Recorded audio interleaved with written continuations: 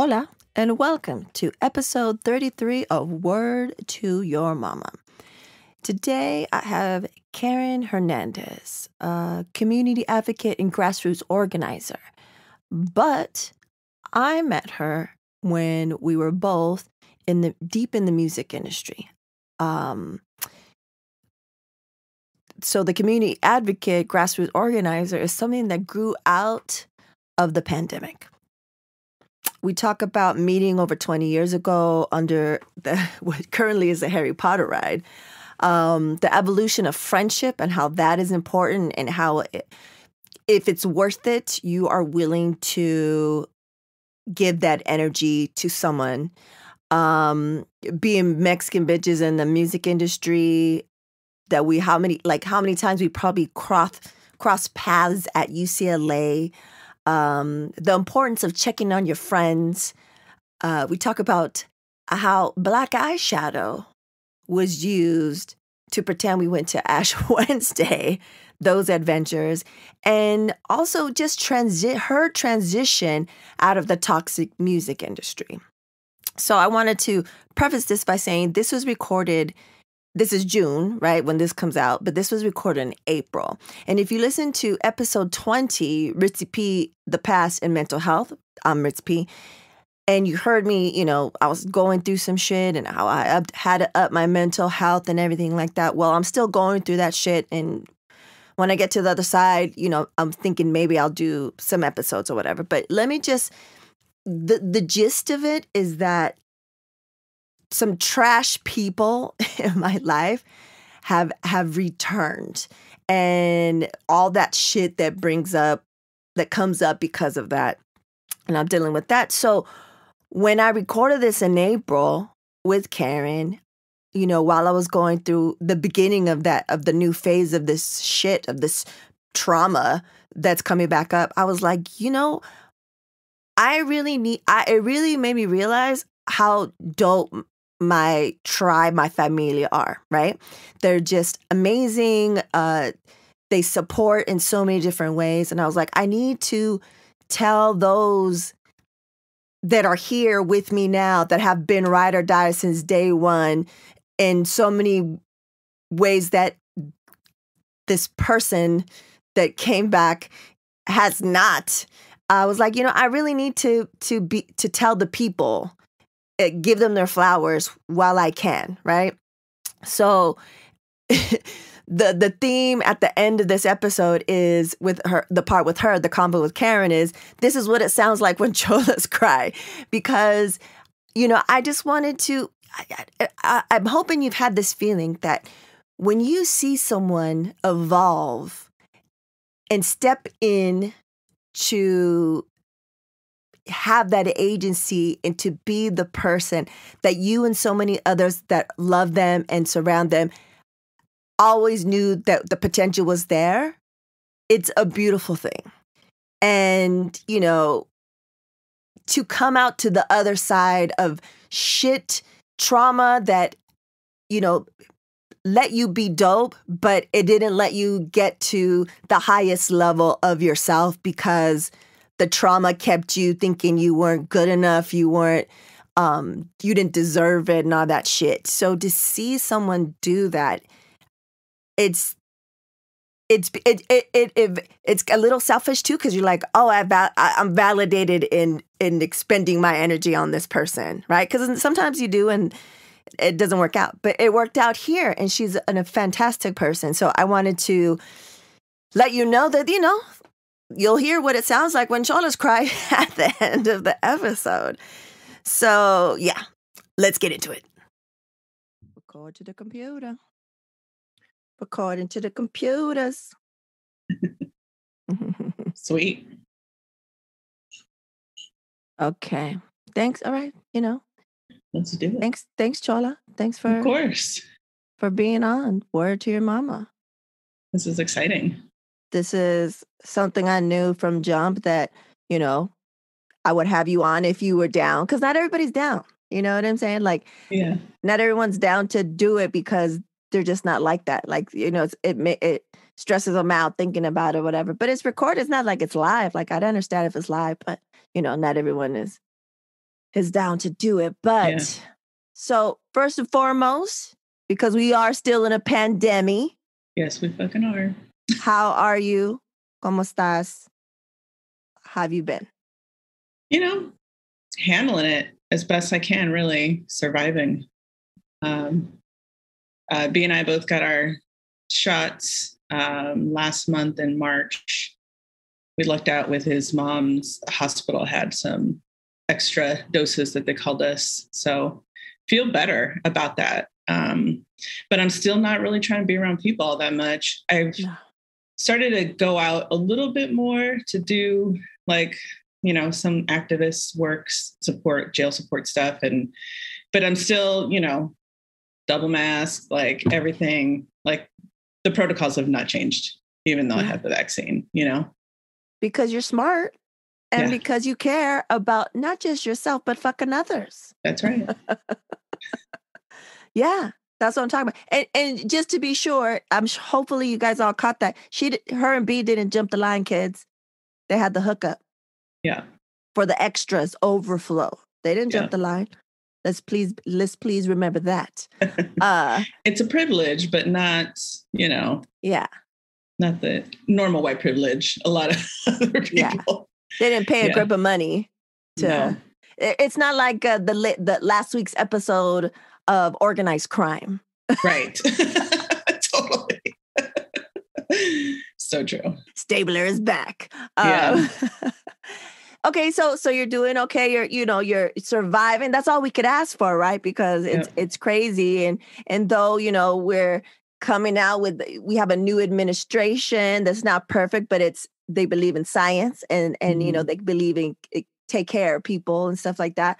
We're still dealing with the grief and the stress and the anxiety of what we just went through, not just last year, but the whole time. So that's all we can ask for. And I wanted people to remember that, because sometimes I'm thinking to myself, I didn't do this, or I didn't do that, or I gained this weight, or, it's just like, well, I survived though. Yeah. Yeah. We say that. I mean, the day that we got our first shot, we were like, we didn't get COVID because we didn't fuck around. Yeah. We took it serious as fuck.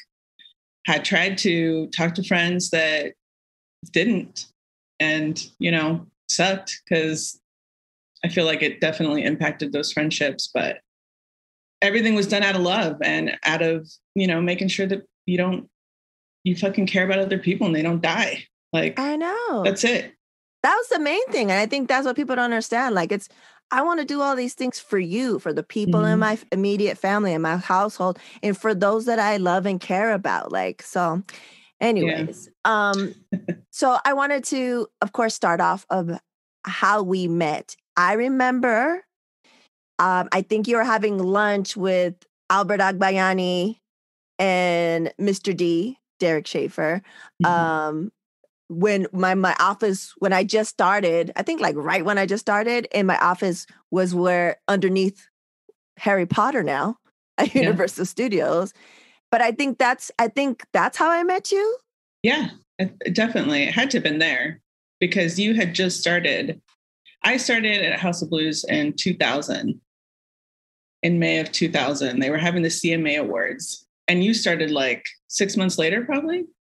It was right after I was hired and supposed to start right when September 9/11 happened, and then she was a year later. Yeah, Ingrid was like, "Don't come in," and I was like, "Oh, so yeah." And then I remember I don't know, maybe I don't know if Mr. D introduced or Kohler introduced, and then we were talking about how you went to, you and Albert. Because I went to high school with Albert Agbayani. Oh, right.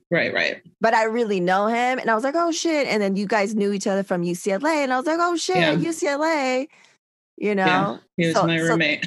So that's how we met, right? At the Harry Potter ride. Yeah. Underneath. Yeah. R.I.P. Universal. R.I.P. MCA, HOB concerts. R.I.P. Yeah, R.I.P. R.I.P. And then, and then I don't know if we Like, was it like immediate fast friends? Like, I don't know. I just feel like you just been in my life forever. I know, So- same. Well, you were at the amphitheater, right? When we Yeah. So I was at the amphitheater, and then I don't know how long after we moved over to the corporate offices on Sunset. because we were already there September 11th. Our floor was like the talent department was, because I remember I was like, I don't want to be in a fucking high rise. Right. And Melissa called and was like, nah, don't come in.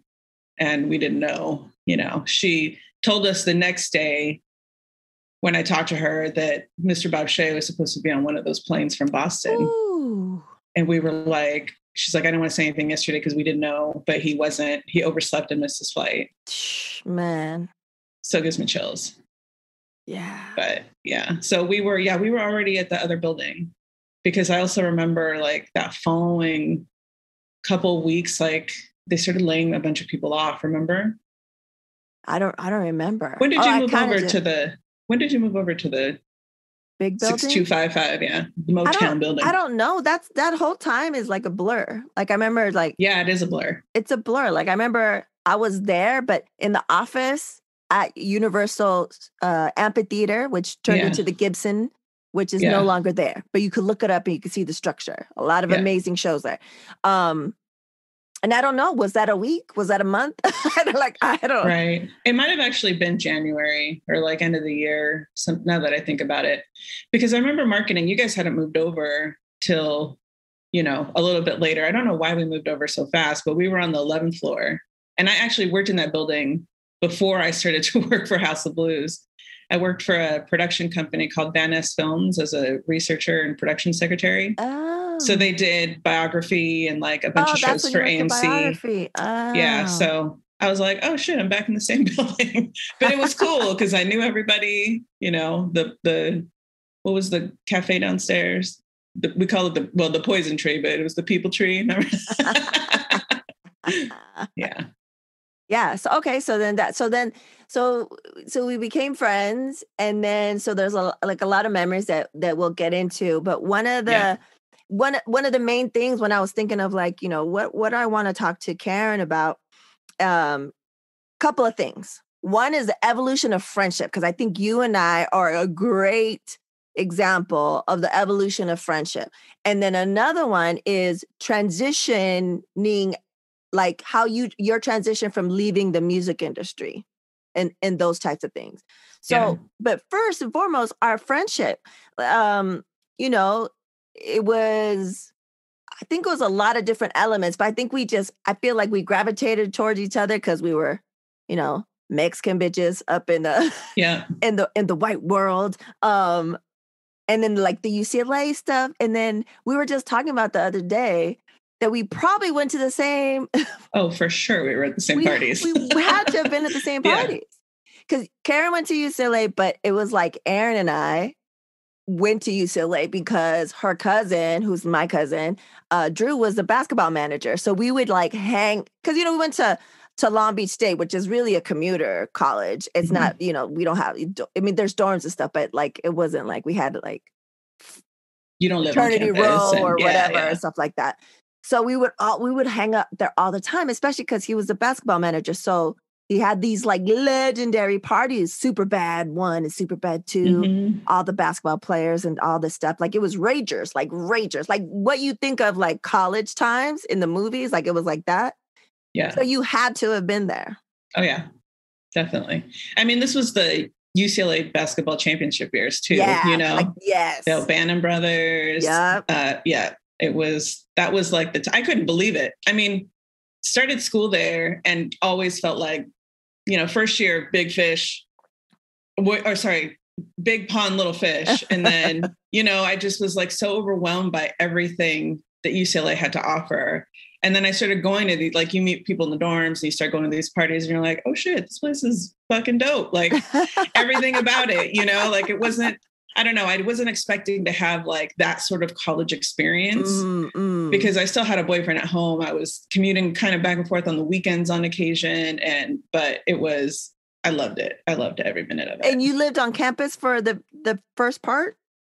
I lived in the dorms for the first year. They had brand new dorms that we moved into. They were like just built the year before.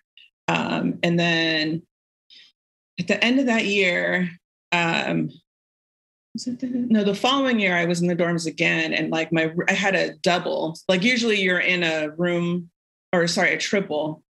You're in a double and you share like a bathroom with two other people, right? So these were how the new dorms were set up. My second year, I went in the dorm and I had a triple. And one of our roommates, something happened and she moved out. And then the other roommate also she met some dude and was going to move to China to be with him. I don't know. So I had to move out and I found like an apartment with some girls. But I always lived like on campus, that like the entire time I was going to school there. But after that, I just lived in the apartments, which are fucking hell expensive. So it was just, yeah, because it's not a loans cheap for area. days. Yeah. Westwood. No, not at all. So it's crazy. Like I'm sure, like if we had like video of back in the days, it's like me and you passing, but me, you, and Aaron passing. We're both dancing in the same room, like. I'm sort of glad social media was not, around back then. About it. Horrific. It would be fucking horrific. Imagine TikTok at those parties. Oh my God. Too much. So many people would be canceled. Right. For sure. So speaking on the evolution of friendship, I like when I said that I feel like we're a good example, because I was thinking about how long we've known each other, but how long, it's really about how long I've cared for you. Do you know what I'm saying? Absolutely. Because something had happened between us. I don't even know what it was. I can't even remember. And I don't even think that's important. But I remember I was living in Tevye behind the Red Lion when that happened. Whatever had happened between us. And we're young. We're both really, we're young and we're both evolving. We're both learning how to navigate. And I think I guess I had already left by then. I had left to work for myself. But something happened between us. And I remember I asked you to come to the apartment. Do you remember that? Mm-hmm. And I don't remember what was said, but I know the sentiment was like, I wouldn't do this if I didn't fucking care. Totally. And I feel like I have newer friends that I really love and care about now. And I see them with their friends, in air quotes. Right. And I'm like, they're shitty. Yeah. They're shitty people. And there's a point where, I've known them for, it doesn't matter. Mm-hmm. We're too old for that shit. You know what I'm saying? But we're evolving and becoming our own people. And it's just like, you need those people that call you out. And I need people like that to do that to me. And I want to be able to do that. And sometimes I can look back and cringe and think like, whoa, I was like doing too much and overstepping my bounds or whatever. But with you, I felt like we had like a certain respect, and maybe you didn't understand it, or maybe I wasn't understanding what I needed to do. But I remember that was a big point for me on my side for our friendship. Yeah. Honestly, I think you were probably the first friend that ever checked me like that. Oh. And it was the first time I think I ever realized, like, usually like your family does that. Like, they're like, whatever, don't do that. But I don't remember the specifics of it either. I remember sort of a general situation where you basically were you're hanging out with shitty people that are taking advantage of you. And I fucking absolutely was. And it just made me sort of reevaluate. I don't remember if that was when Liz had already been sick as well, but she was probably the second person that also, I think we all sort of maybe connected or became closer because of that. When you realize that friends are calling out people around you that don't serve you well, that they're not there to lift you up. They're there to drain you and take more than they give. And, it's never like a tit for tat, like, I need this from you because I gave it, it's not even about that, but it is, there's the emotional vampire people that just sort of take and take and take. And I think I had several of those in my life at that point. And you were like, girl, don't. So. Yeah. Because it's those people that just want you, they're only happy when they feel that you're below them or worse off than them. You know what I mean? And So that that's always stuck out in my head as a really big turning point, and it's just I don't remember what it was, but I do remember saying, like, if I want to be doing, like, this is a lot of energy Yeah, to expend, to call someone out. It takes a lot of energy. it does. And and I understand, like, not everyone's outspoken. Not everyone likes confrontation, Right. because maybe it's just not your personality. It's not like, it's not your weak or anything. It's just, it's not your person. And I get that. Right. And Yeah. I forget that sometimes, but like the evolution of the friendship, and that's to say that was such a turning point. And to see, your friends around you, your friends and family could tell you all kinds of shit, but nothing's going to change unless you Yep. see it and Exactly. decide to change. Right. Mhm. And so from that point on, it was like, till now, it's like so much growth, Karen. Like, I've changed significantly, but you have changed so much in so many positive ways that it's a great thing to see. Thank you. And I think that's important because especially, first generation immigrant. I mean, you're literally an immigrant born in Guadalajara. But like, especially for us, like, first generation or immigrants, this is like, we hang on to the people from back in the days that we've known forever that are shitty because we don't want to leave them. We don't want to abandon them, or, we don't want to be seen as like, oh, you think you're too good. Oh, you think you're too good now. Yeah. Like, there's all these levels, and it's like, no, this is how it should be. It should be an evolution where we both evolve. And like you said, you did this amazing post that, I mean, it made me tear up. And it's just like, it's true. Like, you evolve and you go in and out like this, like, I'm doing kind of like snakes and snake motions. But it doesn't matter. You always can meet up, and you always evolve, and you guys can reconnect after mad years, months or whatever. And it's like, hey, what's up? It's like nothing like no time had passed, but you guys evolved. And that's what friendship is. You know what I'm saying? And sometimes we know sometimes we got to let go of motherfucking family members. Yeah. Or distance themselves or do whatever. But this is what I was like, this is a good example, because I feel like, you don't want to be alone, because the only friends you have are your shitty friends. Right. And I know it's scary. You know what I'm saying? Someone might be listening to me like, oh shit, but that's all I have. Well, you know what? You don't need that shit. Like, it's your worth. And so like, I remember always being like, I see her potential. She's so giving. She's on top of it. She's on point, blah, blah, blah, blah. She deserves that. Like, when I was thinking about you, and stuff like that. So to see someone's potential, that's why I was like, I'm going to put this energy because I see the potential, and boom, look at you. Yeah. And there's just so much more to grow. You know what I'm saying? And I'm learning and I'm, getting stuff from you and stuff like that. So it's a great evolution. And I just wanted to bring that up because you and I mean, it's what, over 20 something years. Yeah, for sure. That's nuts. And also on another level of that, we met and became family in one of the most toxic industries, environments, the music, the entertainment, first and foremost. And then the sub of music. Come on, man. In LA? I know. Yeah. Yeah.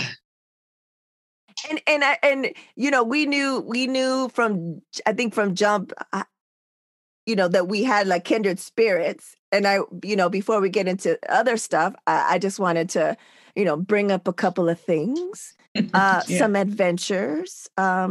Would you please tell the folks what we would do for Good Fridays? Oh my gosh. Well, we both grew up, well, I grew up Catholic for sure, right? I don't know if you did, but like hardcore Catholic, because again, immigrant.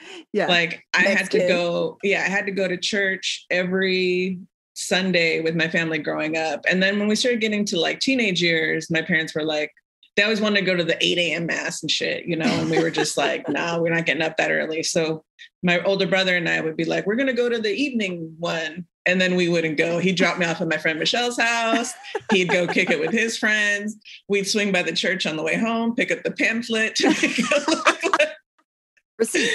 So there was a little bit of, I mean, it wasn't who we were. I don't think either one of us identified with religion the same way other people in our family. And I mean, it's just so different, I think, when you're Mexican and, they're like, anyway. So yeah, I definitely had to also miss some Ash Wednesdays and Good Fridays and oh yeah, it was Ash Wednesday. It was Ash Wednesday. Yeah. It was Ash Wednesday. But we probably would go get carne asada tacos on a Friday too, girl. Let's go get a steak.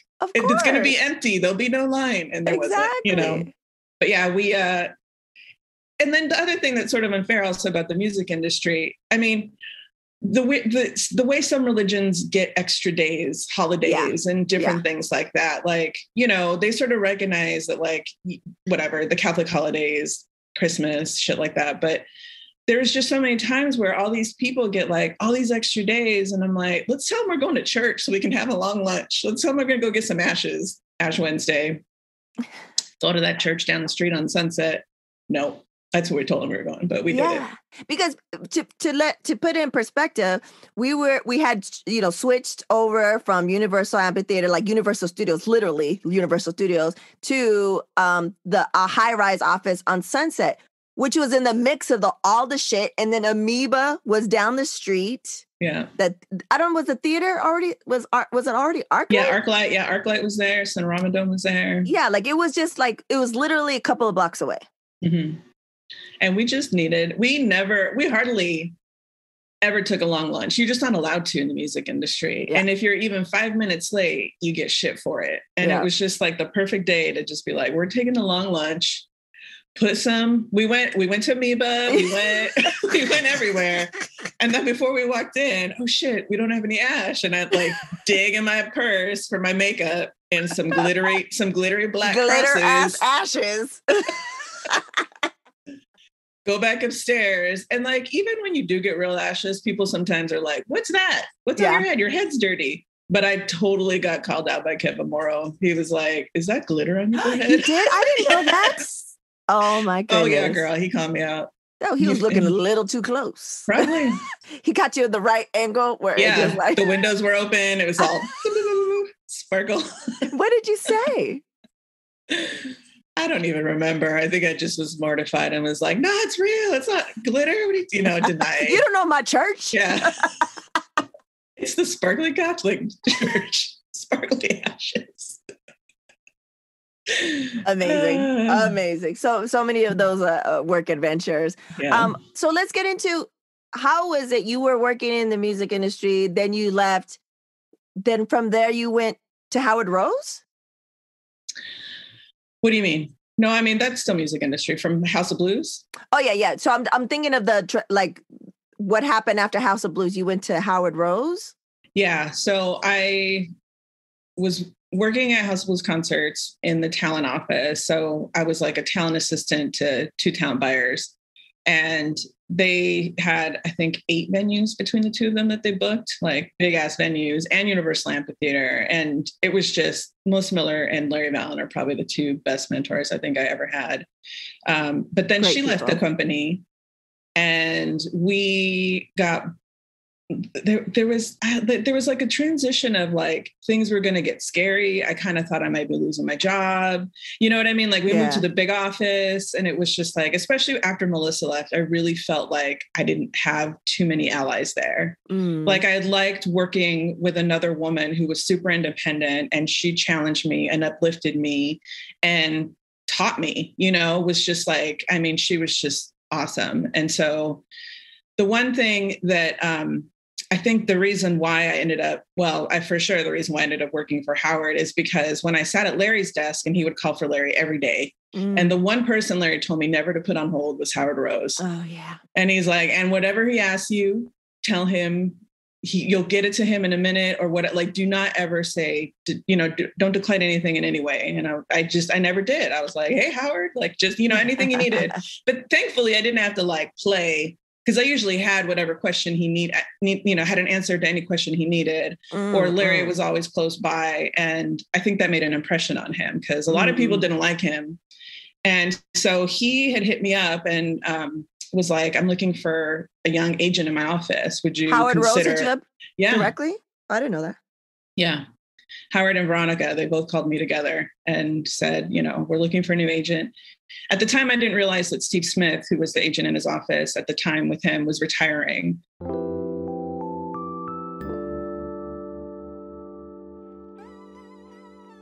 Staying competitive in these dynamic times means having the right technology at work for your small or medium-sized business. Whether your goal is to grow, downsize, or modernize, Panoply BPO provides the right combination of tools, support, and affordability necessary to make it a reality. Visit panoplybpo.com. That's PANOPLYBPO.com to schedule your no-obligation consultation today. Mention WTYM and get your 13th month of service for free. PanoplyBPO.com. There is a better way.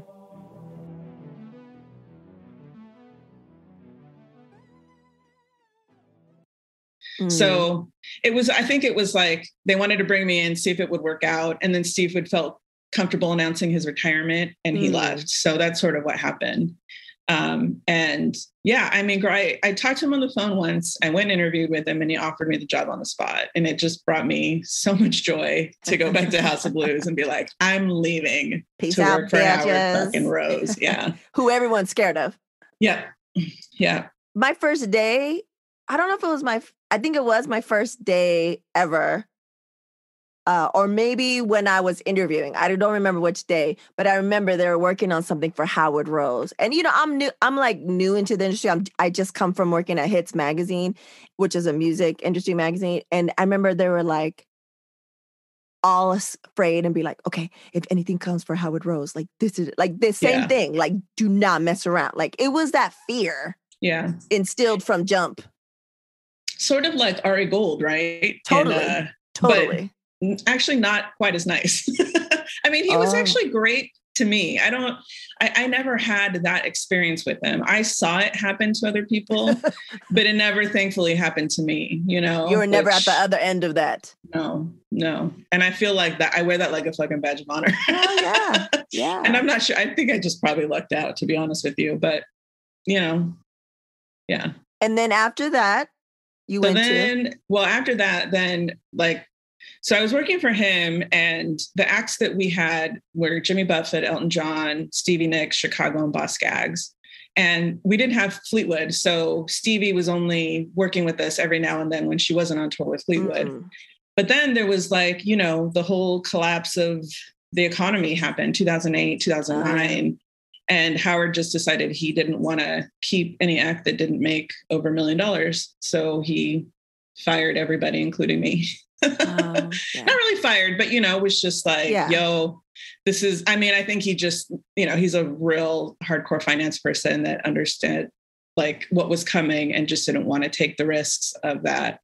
So after that, I just sort of became an independent freelance person. And I worked like a bunch of stuff with Shaney. I worked, Café Tacuba tours, like a whole bunch of different stuff during that time. I worked, between like, the network of people that you meet that I had met with at Universal and House of Blues, and even with Howard, like everybody was so kind to always keep me in mind for any kind of, project managing, like artist relations, like all that kind of stuff.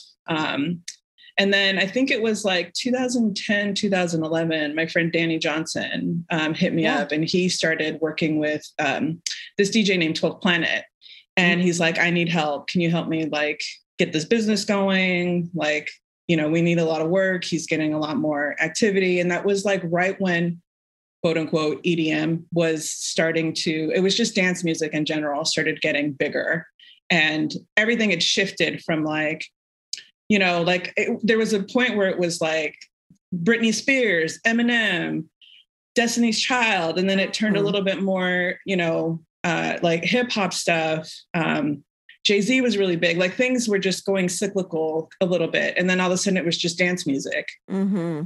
And, you know, I'm an old raver, so that shit's like right up my alley. And was just like, yeah, man, I'll go help you. And next thing we know, he got booked to open up for Skrillex.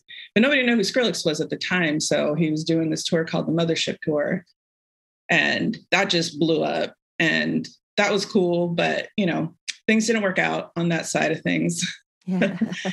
And I actually ended up getting another job after that, working for undocumented management, which John 12th Planet had been represented by, but he wasn't anymore. So that was another, like, you know, dance. They had some, what was the name of that band? Shit, what's the name of that band? I don't remember. They played at Austin and there was like a riot. What the fuck is the name of that band? I'm going to have to Google it because I legit do not remember. I remember the guy's name, Jesse. There was a riot at South by Southwest? Yeah, over this show because they reunited. Hold on. Sorry, girl. Who is it? The Austin riot? Mastercraft? Not Mastercraft, the other band that he's in. That's Brian in the background. Yeah. For those. 79. Was it? Death from Above? Yeah, Death from Above. Death from Above. Okay. Lord of mercy.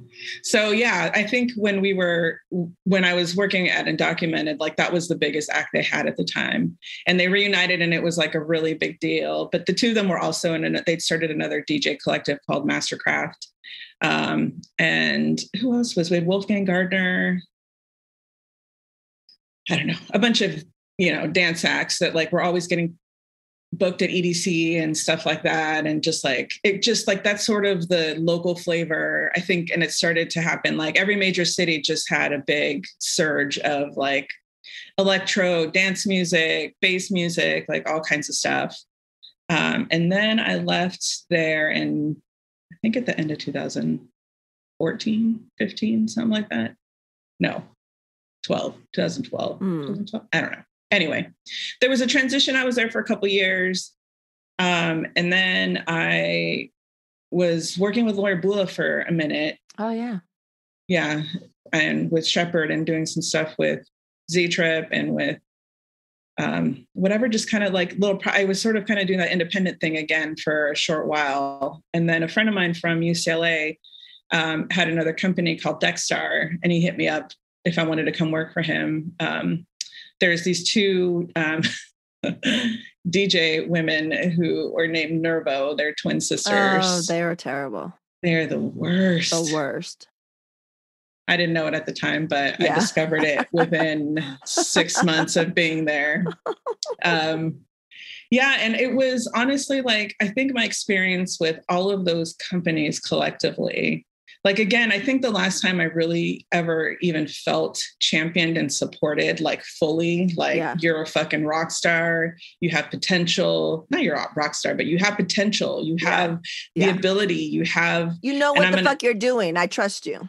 Yeah. And there were literal steps in front of me to move up. Right. I mean, even with Howard, he definitely gave me that. But, you know, at a point where like, if the economy is collapsing, he's got to protect his business, and that it is what it is. But the last time I actually had a mentor that really looked out for me was probably Melissa, because, you know, I feel like every other man that I worked with favored other men. They favored, you know, I think women were always viewed as just support roles, not in leadership roles. And I was really good at supporting, but I was also really good at leading. I just never got the opportunity. Yeah. You know, so that's unfortunate. But yeah, I left the music industry in 2015 after having a pretty contentious exit with Dexstar, quite honestly. Yeah. Assholes. I'll say it. Yeah, I mean, it really made me feel like not just devalued, but like, here's the thing too, that I work so hard for them. I work so hard for anybody, no matter who it is. Yes, like I put 110%, which is part of the problem. Like I probably shouldn't do that, because the expectation is this is something I've learned recently, but like, I've started participating in these, that we can talk about this a little bit later, but there's an organization called White People for Black Lives. And even though I'm not white, I grew up in Orange County. I have a lot of white supremacists. I present white. I have a lot of white supremacist tendencies that I never really knew was happening. Yeah. Girl, including perfectionism. Perfectionism is rooted in white supremacy. And it's crazy. It's crazy to think that like I drove that. Like that was the car I drove throughout my entire career in the music industry. And it didn't matter because ultimately that, you know, I was always in a support role. I was never given, you know, the right kind of salary, the right kind of title, the right kind of opportunities to really flourish. And, you know, I was like, I think they knew my potential. They just didn't want to give it to me. They knew it. They knew it. And I feel like they feared it. I feel like they saw it and they're like, yo, we give her an inch, she's going to fucking go a mile and run the shit. And I think they knew it.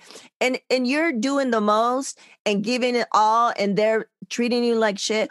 Meanwhile, the mediocre males around you are being lifted and given 10 million thousand chances. Oh, yeah. That's the thing. That's a running thing up in here, too. Yeah. And the thing, too, is like, I think they also, part of the problem is that when you're a person that like wants to live your life and like in a company where all you want is fairness, they don't like that.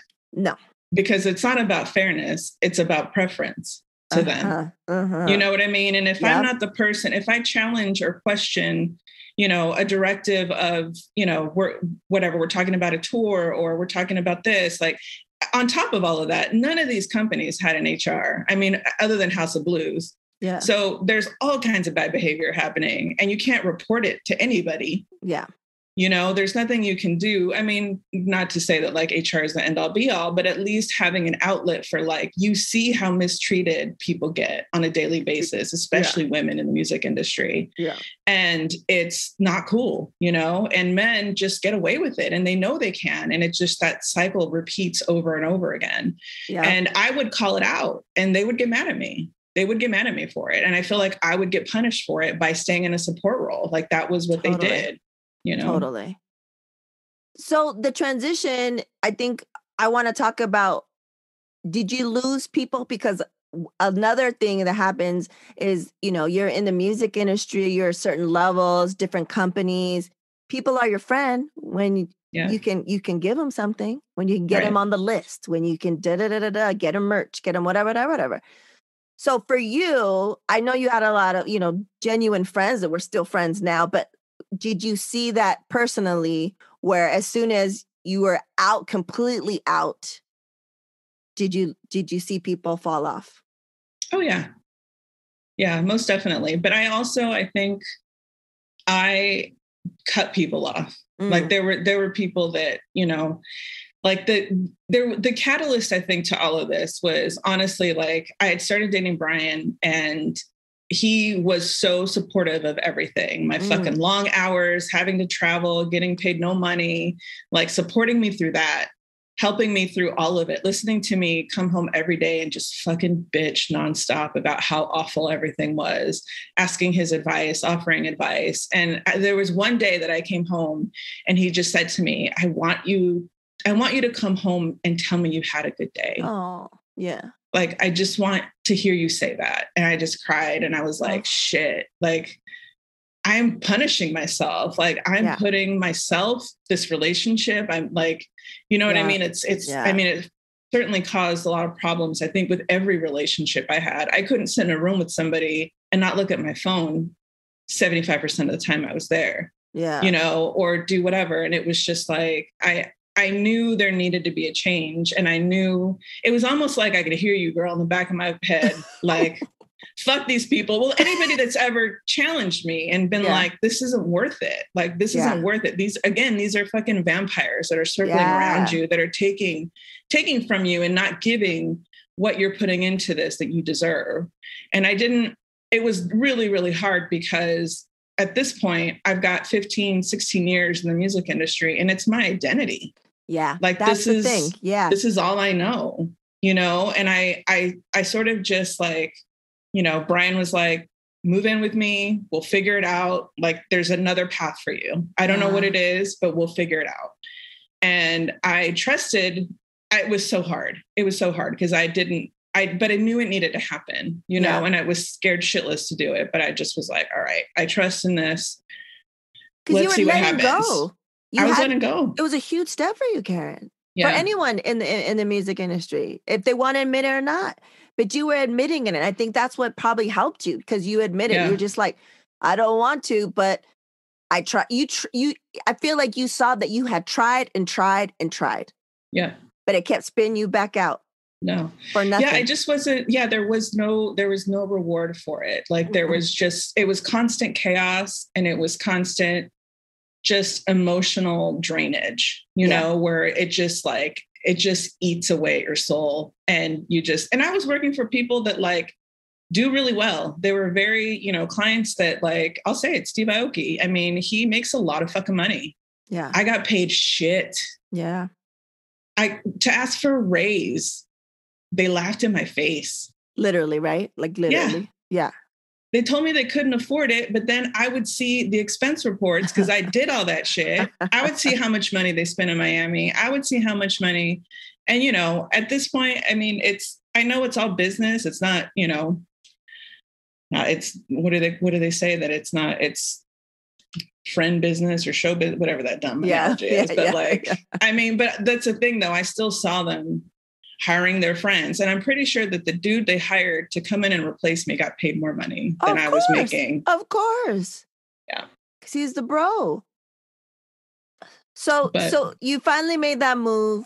And then I saw the change because of B. Shout out to B. Yeah. Because it seemed like from an outsider, you know, looking in on your life, it felt like all different facets of your life were starting to click. Yeah. On the romantic side, being supported, you know, you cut people off. They were, you know, taking too much. Then you finally left that. I'm sure that was a very hard transition. But then, you know, your skill, and what other people can agree with, it's like the music industry is like motherfucking boot camp, forever boot camp. Everything's a fucking fire, all these fucking egos. Like, you're like, it kind of like probably like what the fashion industry is, or, you know, working at Vogue is, after saying like Devin Wears Prada, is like all the time. I'm not every job, but like, you know, especially when you're young and when we grew up in it. And so those skills, I remember you ended up going someplace and they were just like, what? Like, who are you? This superwoman? Like, how are you handling all these? How are you juggling all these things? Right. Girl, working for the city, for a city government that was like, I just was doing honestly what felt like the bare minimum to me. And I would make suggestions on stuff. And they were like, you want to do that? You can do this? You can, you know, it was a trip. And I was like, wow, I have never seen. I just, you know, you don't experience that. Like your universe is a constant hustle. And then you get to like another place in the real world where you don't have to work 70 hours a week to minimum wage to get, you know, you can clock out and leave work, like, or you know what I'm saying, and all this stuff. Exactly. Yeah.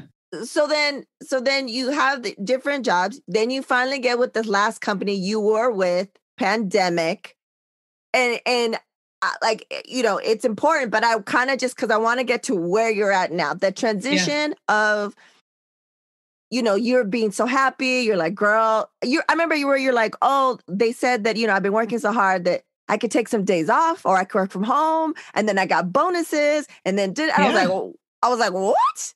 And I was like, this is amazing. And I was so happy for you. And it's like you're being recognized for all your work. You're moving up quickly, like all the shit. And then boom, pandemic happens. Yeah. And so how did you get from finally finding your space in a new industry, being excited about it, to pandemic, to now what you're doing? And you just, like, I'm going to have a link to it, to this LA Times article. Like, our girl here has been advocating her ass off, doing a grip of shit. And how did you get to that? Well, The last job I had, it was crazy the way everything happened, because we were one company that ended up leaving another company and becoming its own independently traded company. So I was a part of the team that like helped transition and like find all these new employees. I worked in talent acquisition, doing operations, and like I fucking hustled like I always do. And because of that, I worked with a team of women who were very supportive. I mean, they worked me hard, but everybody worked hard. You know, we were all like trying to do stuff, but I was recognized, like you said, like, boom, here's a bonus. Boom, here's another bonus. Like the time off wasn't always, I mean, on occasion, it was like, I still kind of had to work here and there. And I probably that's one of those things, is that you always like, you want to have boundaries in your stuff, but then, you know, you get a little bit of allowance, and Brian will probably tell you a different story, and he'll be like, fuck that. You work too much. They didn't pay you enough. I mean, it was a good opportunity, I think, up until that point where the pandemic hit. Like we had offices in China, so we saw that shit coming. And they shut down the offices there for a little while. Things were getting back to normal, but it came here and it just blew up. And I think they knew the US wasn't going to recover the same way other countries were. And I wasn't part of the first round of layoffs. Like they did some workforce reductions, and, you know, it was an HR department kind of whatever job. So I was privy to some of the conversations about what was happening. And they're like, okay, now we're going to furlough you guys like for 2 weeks, a month at a time. So they were staggering people. And then, girl, like the week after my birthday, they're all, oh, we're letting you go. Yeah. But you have to stay on for 4 weeks. To teach everyone else your job. Yeah. Which at that point I was like, man, I should have just picked up and walked out. But I was given the impression that they were going to hire me back at some point. And anyway, that whole thing didn't work out. And it also taught me another big lesson where, you know, even in a team environment where, you know, you hustled, you know, you made a difference, you got a promotion, you got more money, some shit will happen where like, they're going to hire back the male. Yeah. Who made a little bit less money than me, didn't work as hard. Yeah. Was complacent because he never questioned anything. You know what I mean? Like, I think it's bullshit. Story. It's always in any same industry. Story. In any industry. Yep. And so during that time, I reconnected with a couple of friends of mine. This woman, Pat Davis, and a man named David Duran. They're partners. And they're these retired activists in Orange County who I met in 2016. Like, we knew 45 was going to get elected. Like things were kind of crazy. Actually, he'd already been elected. So I think it's 2017 we met. No, when did he get elected? Whatever. Yeah.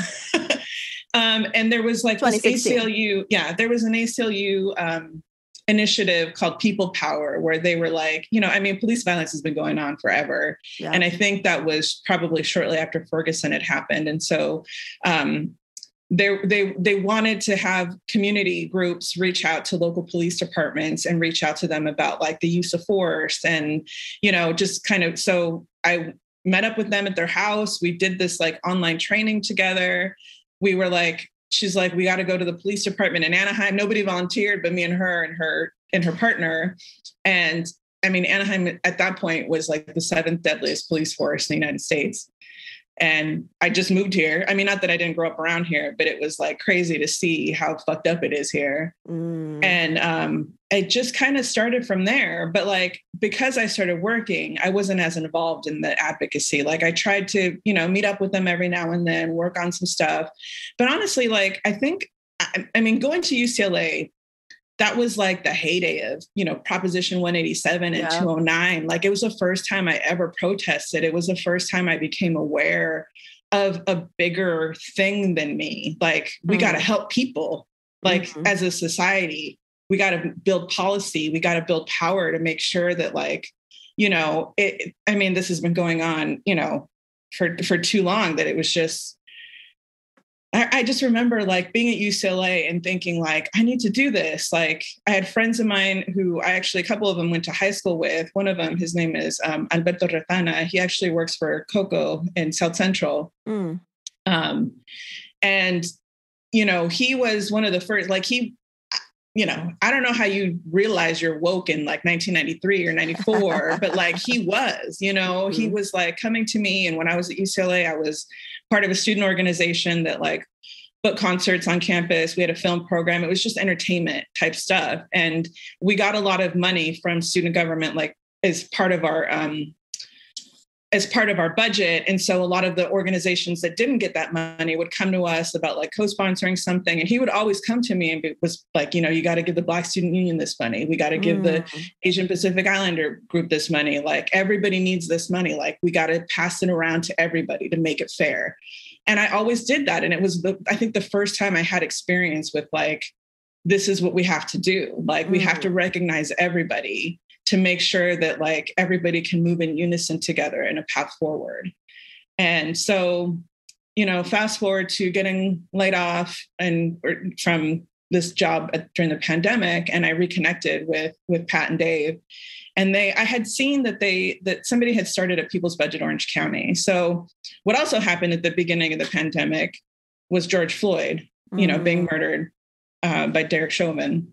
And so that was, I think, another time that like I think because of the pandemic and so many people lost their jobs and they had the time to advocate and to like express their fucking rage in a way that had never been done before on this level, like where they just literally had time to do it, And so, Black Lives Matter LA and People's Budget LA, like they started a big, huge campaign that had been probably going on for the last 5 years, where they've been doing research and trying to figure out, how do we take money away from the police and give it to the community? And People's Budget Orange County formed out of some of the friends that I know, Pat, Dave, and a few other people that were like, we got to mirror what they're doing in LA and bring that here because, every police department has an overbloated budget and it's just out of control. Yeah. And so we just started, they also are part of an organization called Housing is a Human Right, which helps unhoused folks, which everything changed during the pandemic because, everybody was scared. Like you can't go out and advocate the same way you were doing it before. But they were organizing virtually, and you can do it, I think, a lot more virtually. Like you have a lot more time to do it in different spaces than having to like drive somewhere, commute, meet with people, you know what I mean? Kind of going back and forth. You're at home. Like I got an hour for this organization. I got 2 hours for this organization. I'm doing kind of stuff here and there. So, I started working with them first with HHROC, and then they told me about People's Budget Orange County. And I just kind of started sitting in on some meetings and I was like, fuck yeah, this is amazing. Like, this is exactly what we need to be doing. Because honestly, the intersection of everything at the end of the day comes down to money. Yeah. And like, there are so many things that can be fixed if money was going to the right places. I mean, budgets are moral documents that basically show your priorities, show your values. And if as a society, all we value is police.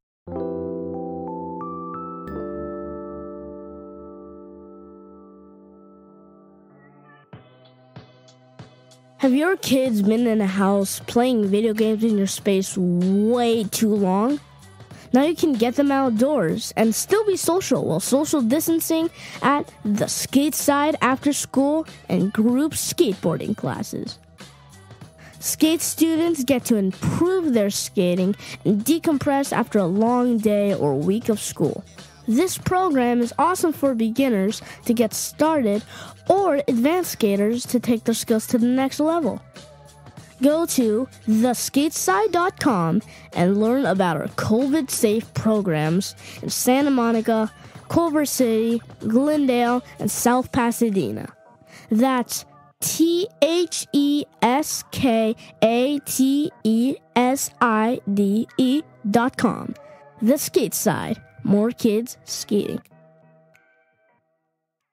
Yeah. And we know we don't. I mean, I'm not saying that,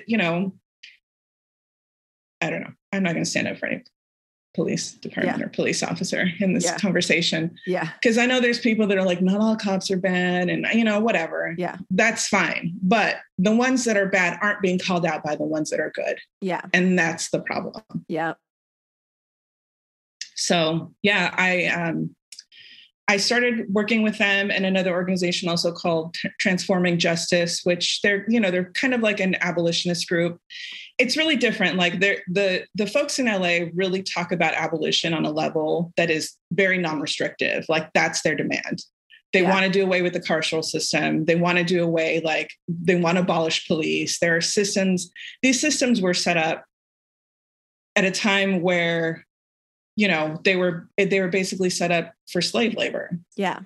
And it's bullshit because that's not what needs to be. That's not what, you know, healthy communities need. Like that's not what will help healthy communities thrive. And in Orange County, it's just a lot different. I mean, we've become, you know, we were blue for a little bit. It's kind of purple right now. Yeah. But there's still a lot of fucking red here. And there's a lot of conservative people. And they're, you know, they may be liberal, but they're not leftists. So they believe, they don't want to say defund the police. They don't want to say abolish. They're like, can we just say reimagine? Let's divest. You know, like there's a different language structure we have to follow here. I think to not turn people away from the movement. Yeah. But at this point, you know, so as People's Budget, we've been really focusing on trying to educate people as much as we can on all of these different issues and how they work, because people understand money. They understand finances. Yeah. So if you show them a big fucking pie chart of like, this is how the money comes in, this is how the money goes out, and it's your money. This is all taxpayer money. Yeah. You know? And so with People's Budget, we followed the same, you know, we were inspired by People's Budget LA, and they did a big survey. But again, this had been ongoing for, I think, over a year before the pandemic. So they were really able to, you know, like meet with people in the community, meet with all of these different groups. They developed this big coalition of alternatives to incarceration where they had backup already set up. So they knew that like, oh, we need a program for trans kids. It's this organization. We need a program for Black youth. We need like all of these things were like set up. They put out this insane report, and still it basically showed you that like the community wants investment in programs, you know, anything that will help solve like to get at the root of the crime. So the crime doesn't happen, you know, crimes, whatever. Air quotes. Yeah.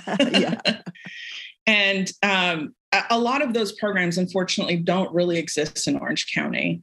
There's a lot of, I think there's a lot of scare tactics that like, we have a pretty big immigrant community and they don't participate in a lot of these programs, I think out of fear that, you know, they're going to be targeted.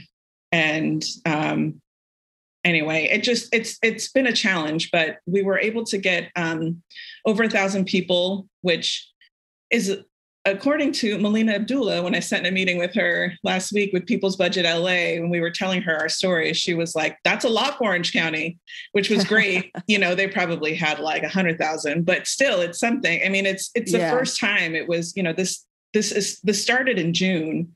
We put out, we spent 2 or 3 months, you know, getting the survey out, putting the network of People's Budget together, the coalition. And it was like, you know, folks from the ACLU, folks from OC Protest, folks from like, basically a lot of like-minded organizations that they could get together to be a part of this People's Budget coalition to present, you know, we know people don't want all the money going to the police. And so we presented the report in September to the Board of Supervisors in Orange County.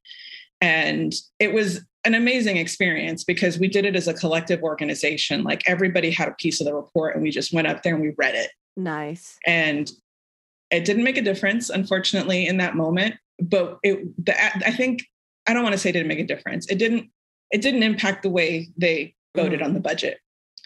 The budget typically is, you know, created by the CEO, and he is not a person that will ever challenge what the supervisors want. So, or they are not, depending on, so far it's just been, in my experience in working with him, it's been one person. His name is Frank Kim. And he's just a status quo guy.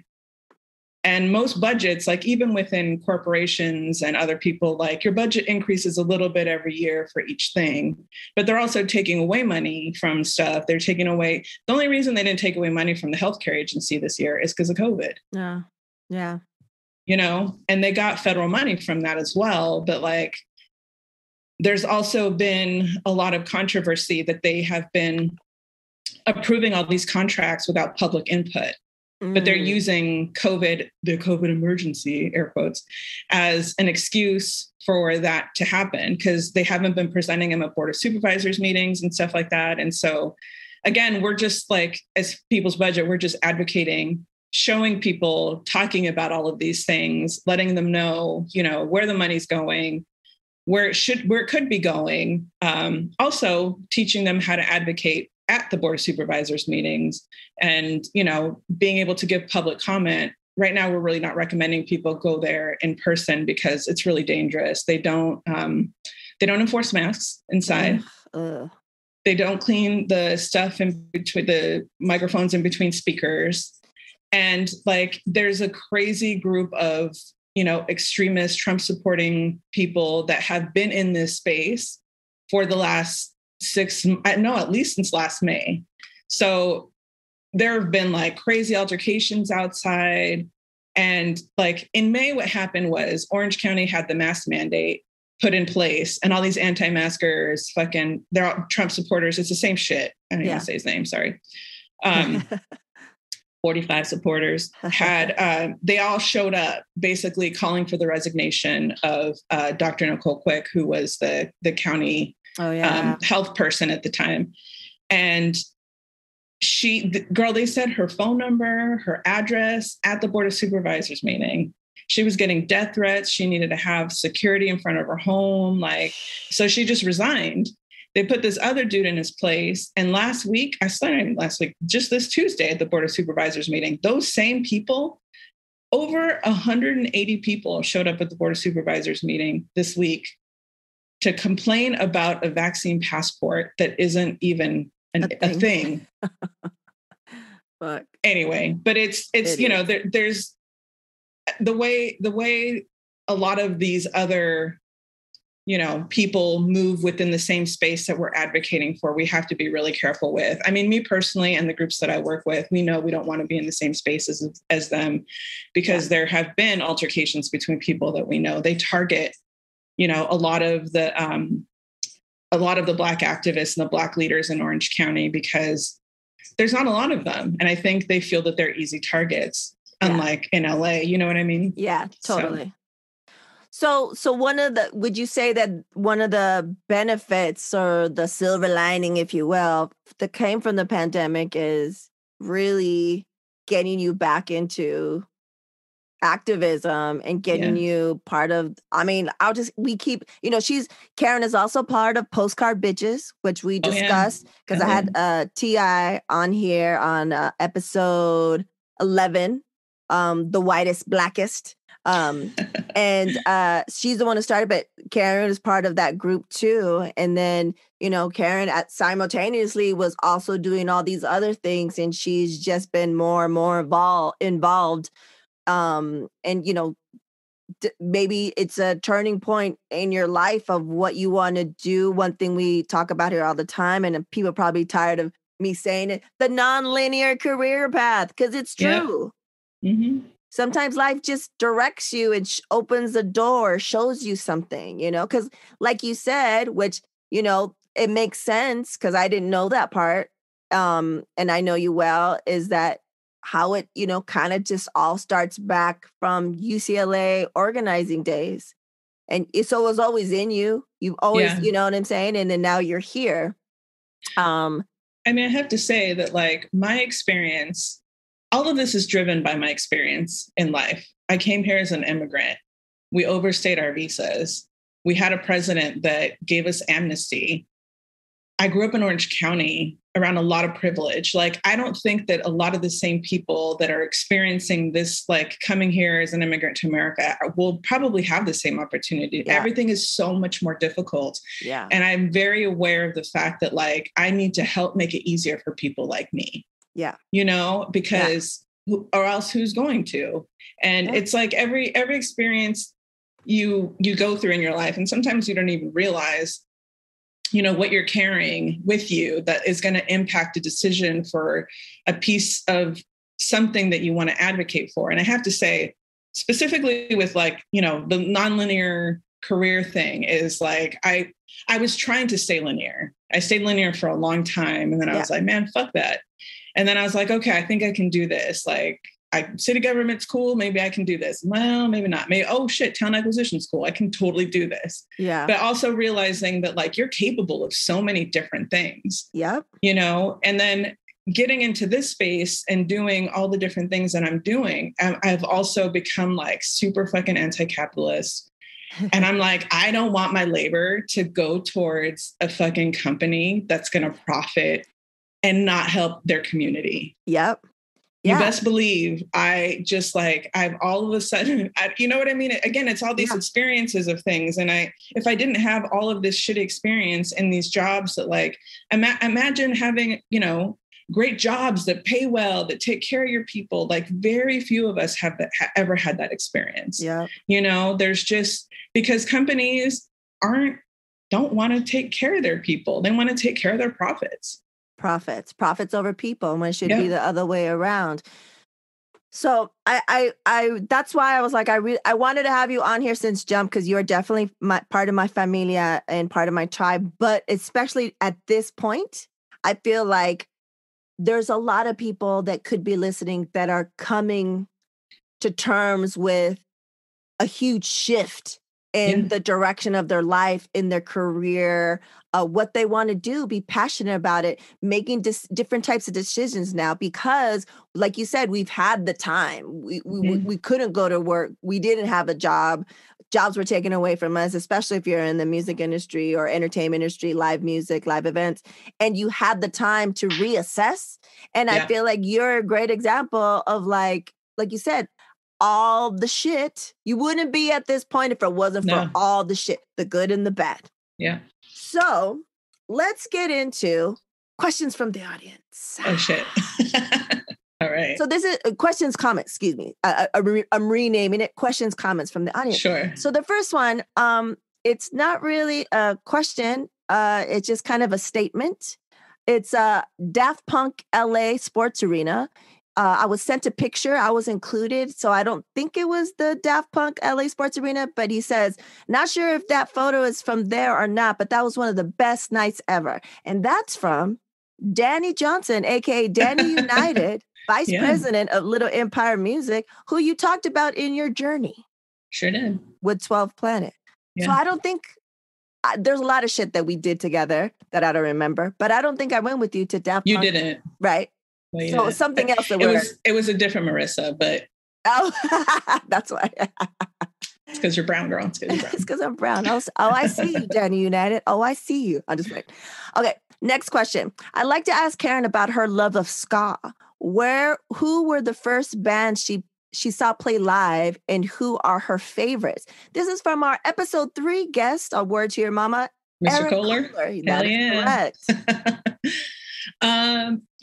Growing up in Orange County, second wave ska was like, I mean, I was exposed to all different kinds of music, but like, I feel like, I mean, No Doubt is everybody thinks of that when you think of Orange County ska, probably more than anything. But I think they were only ska for like 5 minutes, 5 maybe seconds. 2 albums, Yeah.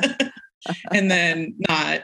But I think Specials and Madness were probably the first time, like artists I named my golden retriever Rudy after the song, because I was like, he's Rudy. And, but like my favorite, I would say currently still, I mean, Selector's fucking great.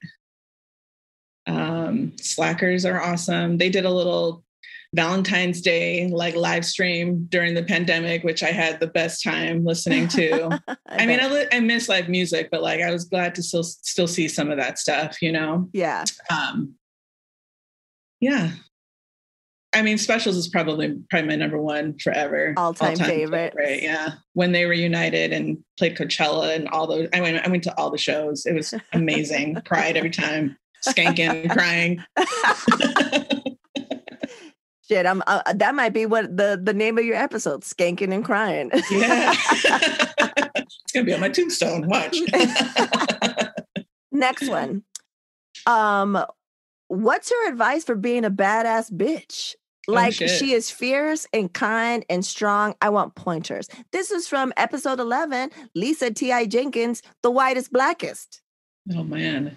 I mean, I feel like my friends make me a badass bitch. You know what I mean? Like, I honestly, I mean, there's like, you roll with people in life and you're kind of just like, you don't have a lot of confidence in yourself. And like you said, you saw some potential in me. You called me out on some shit. And I was like, oh, fuck. Like, I think having people around you that support you and push you more than anything, because it's not always cute. No, it can be not uncomfortable.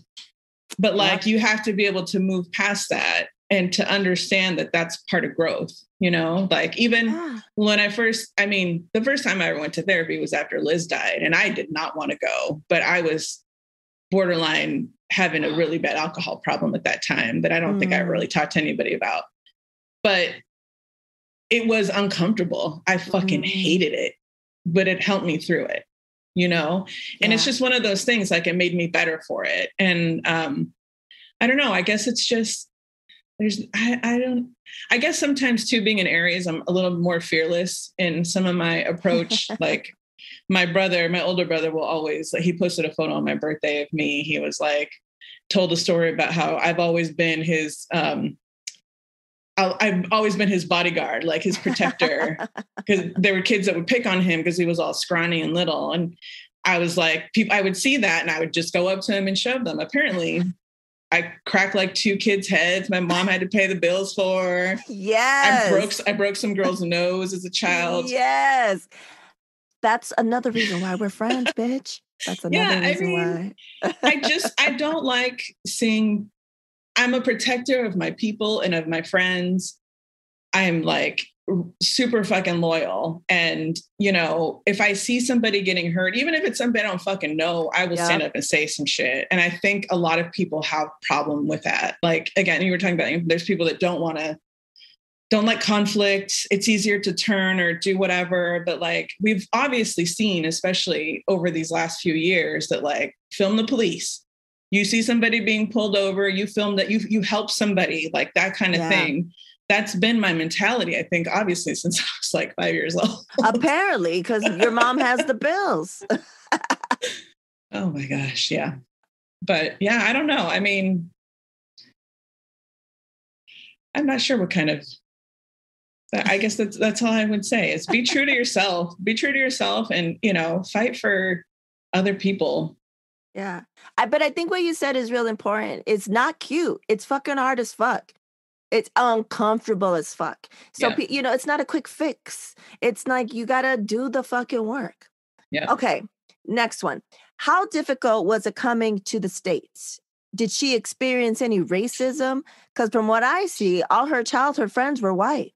How Chola were you? Because that's not ghetto. This is from Danny Cabezon Ibada, one of the famous G's that I always talk about and will hopefully agree to be on the show in the future. You better. Shit.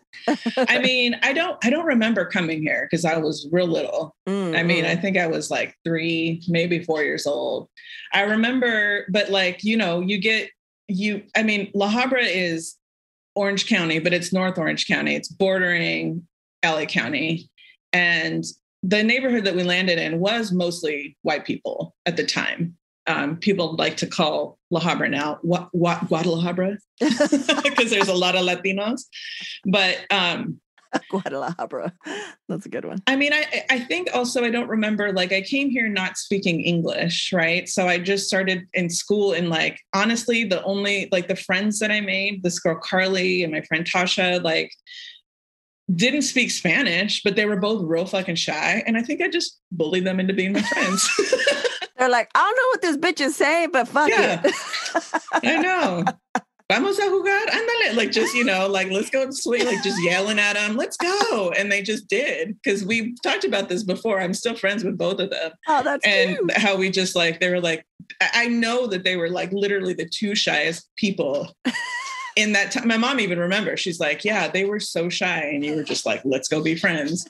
But I think also maybe it was like, because they were so shy, maybe they weren't as outgoing and I felt bad for them. And, or, you know what I mean? She's like, I saw this empathy in you that like, you wanted to hang out with the kids that were like, nobody picked first to play with kind of a thing. Kind of like you bonded on like being outsiders. Yeah. Yeah. But also, you know, I did like at one point, I think probably going into junior high. I mean, I had Latina friends, but when we got to high school, they all went to La Habra High, and most of the white girls and you know, people that I knew went to Sonora High. So it was like two different high schools. I don't know. I don't want to say completely, but like even when I got to Sonora, like I took floriculture, and that was where the cholas were at, girl. Like we made flower arrangements together, like, you know what I mean? But we didn't hang out together. I mean, you know, things are very segregated still, like on a school level of like, and that's another like institution that is completely fucking bullshit because they don't give opportunities to BIPOC children the way they do to white kids, you know? Just believe it. It's antiquated system for sure. But yeah, I mean, like I used to, so the friend, like the core group of friends that I had in high school too, were like, we called each other the United Colors of Benetton because there was like a Japanese girl. There was my friend Tasha is half Mexican, me, you know, like we just were sort of like, and we had a lot of friends in other friend groups, but we were also just like the friend group that like did a lot of stuff together.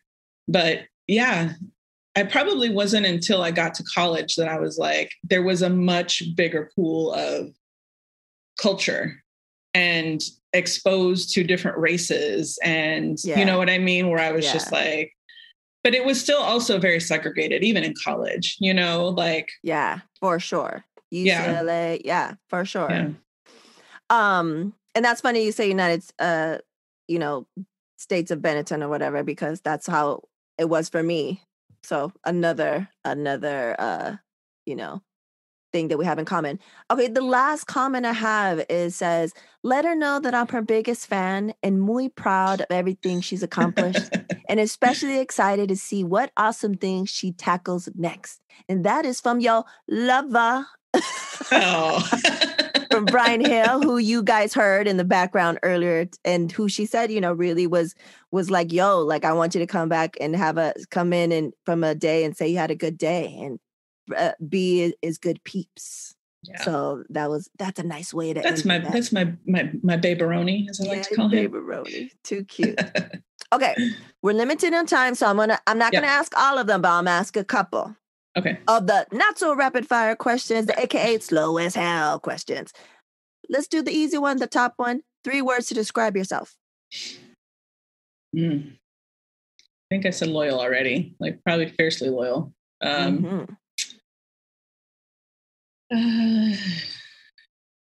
Passionate, which could mean angry or loving. It's a spectrum. Passion. It's a spectrum. It is yeah. And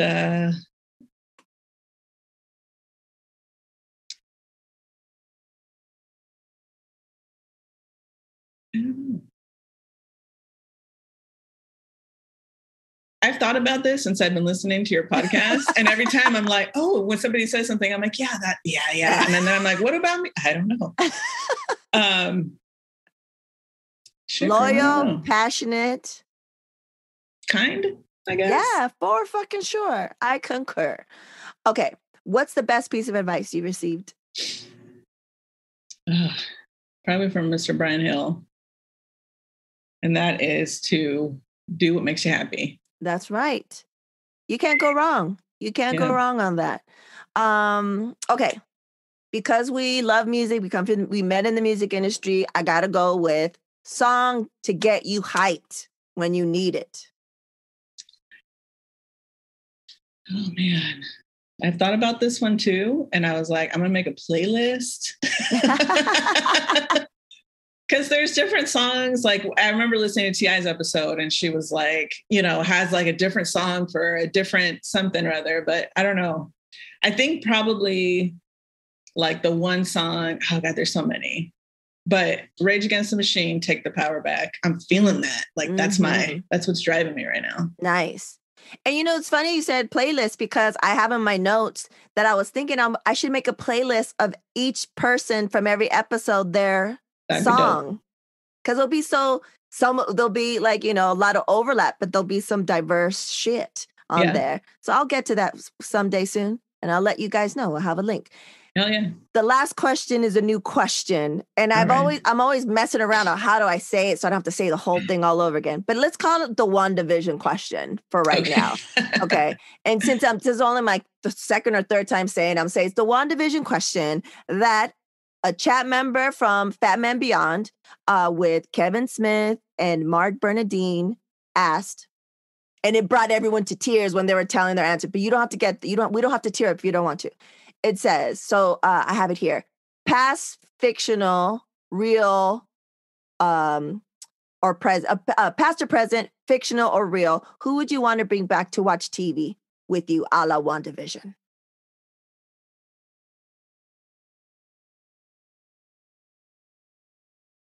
Do you want real and fictional? Or whatever you want. Whatever you want to share. Because I could get emotional about a fake character. Of course. Hell, fuck yeah. Of course. Fucking Logan from Wolverine. Oh. You know, I have from the movie Logan. The movie Logan, yeah. So I have yet to see that, but I can understand that. I know everyone says it's really good. Watch. What would you watch? Oh, shit. We'd probably watch some novelas. I love it. Because you got to see Logan, but there's the little girl, and she's a little Mexican girl that it turns out she's his daughter. I didn't know she was Mexican. Yeah. Wow. The more you know. Sorry, I probably just spoiled it for you, but. Oh shit! No, I'm sure it's fine. I'll forget, and I'll be like, oh yeah, Karen told me she was Mexican. Oh, that's nice. Okay. Well, that's it for all the questions, all the things. Sweet. Karen, I love you so much.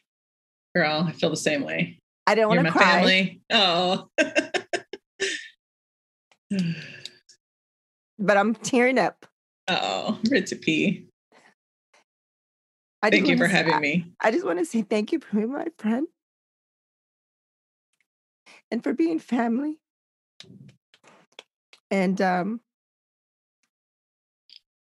I just I think it's important we give people in our lives their flowers. And while, if anything, this shitty ass pandemic and this administration has shown us is that, we have to tell the people we love them. So I'm just, especially this conversation, I hear the growth, I see the growth, and, just kind of just seeing the whole spectrum of when I met you and stuff. And you're happy and you're doing what you want. And it's all I've ever wanted for you. And you're such a good person. So thank you so much. Thank you, Marissa. You're making me cry, bitch. When cholas cry, bitch. I know, when cholas cry. This is what it sounds like. When cholas cry. Woo! Well, thank you. Speaking of when cholas cry, I will also maybe in the stories or probably on the episode thing, I'll put the picture of us as dressed up as cholas. And remember we went to the K-Rock thing? It was a Halloween K-Rock. It was at the Queen Mary. And Karen and I go, and then we have the gun, the fake gun, and the fake retractable knife, right? And we go to check in. And fake tattoos. Fake tattoos, the whole shebang. Dickies, the whole fucking shebang. What did that bitch say? She goes, it's a costume party, right? Like, girl, this is a costume, bitch. What? I had like a tiger on my neck. Like it was peeling off even. Like oh, that's hilarious. I know. She was like, oh, there's some badass bitches. Yeah, hilarious. Oh, man. I'm going to give you just real quick some props too, because if it wasn't for friends like you, Marissa, I wouldn't have grown in this direction. Like I feel like I owe so much to, a handful of people in my life that have believed in me and have supported me. And you for sure are fucking top of that list. And you're inspiring. Everything you do is fucking inspiring. This podcast, your supernatural bear, everything, girl.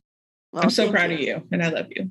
And vice versa. And speaking of the Supernatural Bear, after you listen to Yes. this section, please pay attention and continue to listen to the Yes. Supernatural Bear Corner, because he's going to talk about something that we just received and that we love.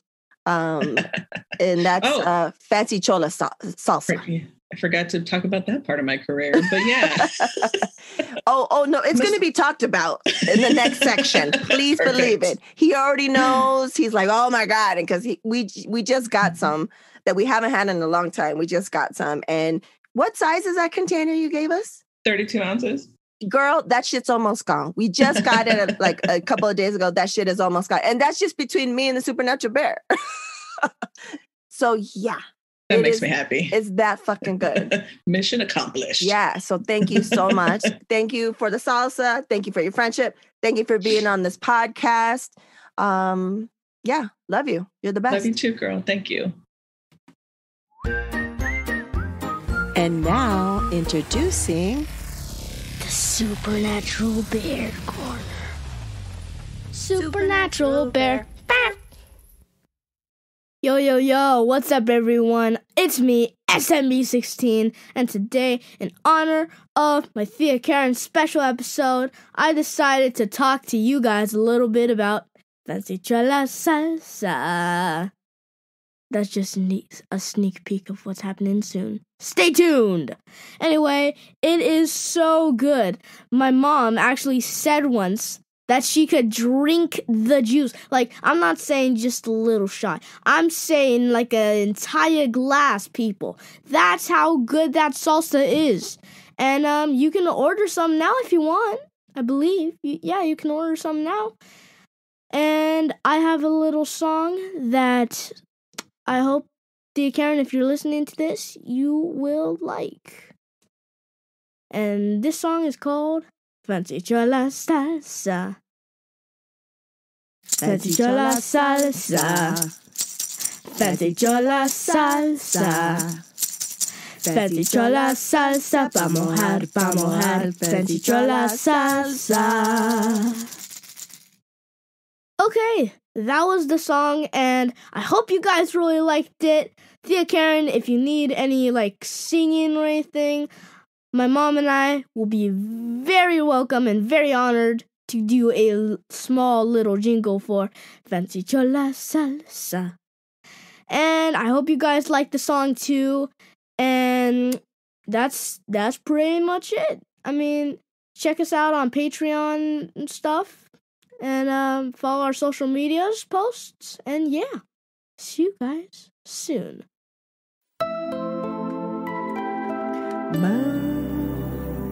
Shoo-be-doo. Yeah. There it is, episode 33. Unfortunately, I think because of the pandemic, the Fancy Chola Salsa is not currently available. But, you could reach out and you could be notified when it is available. And I swear to the lords and dragons above, this is one of the best salsas I've ever tasted in my entire life. And I always forget, but she leaves out something because someone didn't like something. And so it doesn't even have all the ingredients you would think it has. I don't know, but it's like a recipe handed down generations and shit like that. But it's so fucking good. So, I think you should do yourself a favor and get that salsa when it is available. But as you can see, it makes people write songs or redo songs. That's actually a song I can't, Gran Combo maybe, Que le pongan salsa. And that's a song that we love that I've taught Supernatural Bear since he was a baby. And so we automatically made it to Fancy Chola Salsa. It fits. We had maracas and this other little cosita, no sé cómo se llama. It's like, I don't know, a little basket with some stuff. I think maybe his Papa Bear got it from his travels in Africa or something. Yeah, man, we did it all out. It was good times, fun. Before we leave, I wanted to give a quote that Karen provided me that she didn't remember to talk about in the episode. But it goes like this. Remember this, in the darkest moments, when the work doesn't seem worth it and the change seems just out of reach, out of our willingness to push through comes a tremendous power. use it. And that is by the amazing top shelf, top level Stacey Abrams. So yeah, so there it is. Now you know what it sounds like when cholas cry. And yeah, I love doing this. So let's get those reviews in. Let more and more people find out about this. If anyone out there is a Black or brown or, BIPOC publicist that wants to help get this podcast out there, and so that more and more people know about this, please reach out. You can reach out at hola@wordtoyourmama.com. Yeah, man. Gracias. I appreciate all the support. Let's keep it going. Let's get this out to more people, to spread the diverse voices and all that good stuff. And until next time, we reap. Word to Your Mama is owned and produced by Ritz P. The intro is produced by Nico Beats. If you want to get a hold of us and see other things, all there is to know, go to wordtoyourmama.com. And as always, Word to Your Mama is brought to you by ritzyperiwinkle.com and panoplybpo.com.